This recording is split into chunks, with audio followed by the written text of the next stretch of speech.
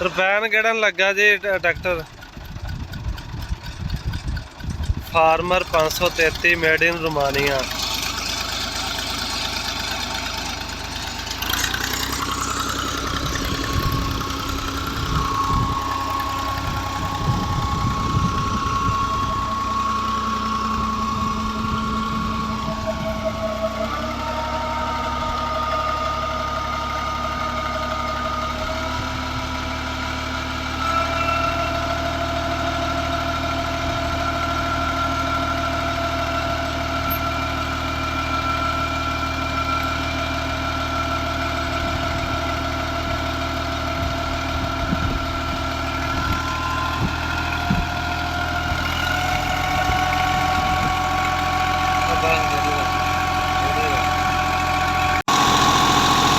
Driver भाई थानू गल्लां करवाने जी, बड़ा शुगली बंदा जी।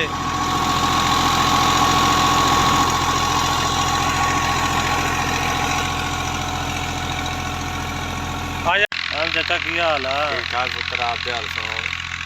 अच्छा तो सुना ट्रैक्टर कितना खर्चा करता टरपैन ते अपना इत्थे जिथे हुण इस टाइम चल रहे हैं ना? हाँ जी 4 तो 4.5 लीटर। सही है खर्चा तो फिर माशा जी, क्योंकि 18 की 2000 की रेस नेड़े होनी है ना। 1800। सही तो बीज बुला नरमा सारा नरमा हमें काश्त हो गया। एक दूसरा पानी ला रहे हैं? ये दूसरा जी कि उगया नहीं पूरा है, उगन डया उगा हुआ ना, पहले चौथे दिन पानी ला रहे। सही सही। तो और सुना हुकूमत की सुना जी नवी हुकूमत आई, राजी हैं? साढ़े मन पसंद ही हुकूमत आई है। अच्छा अगे जो इमरान खान आया ना, असा उन्हें वोट दिते। अच्छा बहुत गज वज के दिते, पर उन्हें सानू महंगाई दे विच गज वज के उन्हें शर्म किया। तो हुण महंगाई घट गई इंशाल्लाह आस्ता आस्ता कमी पेशी आएगी, आस्ता आस्ता आएगी, यकदम तो नहीं। वो तो कहने चाचा डीजल कहता होर वध जाना, 200 हो जाना। कोई गल नहीं, ट्रैक्टर आटा भी वो भी महंगा हो गया वा। कोई गल नहीं, हुण जिहड़ी 2200 नूं खरीदी, आखिर उन्होंने 2500 दे 2300 के बराबर बेचांगे तो कोई खर्चा हुकूमत का ही बनेगा।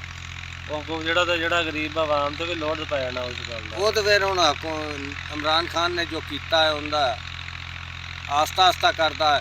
उन्हें 1700 तो 2200 कर दी, यकदम 100 रुपया कणक होर चढ़ा दिंदा।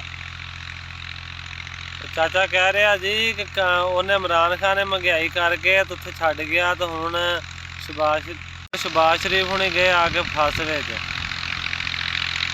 ते हुण ये हौली हौली कंट्रोल करनगे महंगाई नूं। तो बाकी वेखो जी की बनदा। हाले तो बड़ियां यही पेशगोइयां कि डीजल भी वध रहा, तो जो डीजल वधिया तो आटोमैटिक हर चीज़ वध जानी है।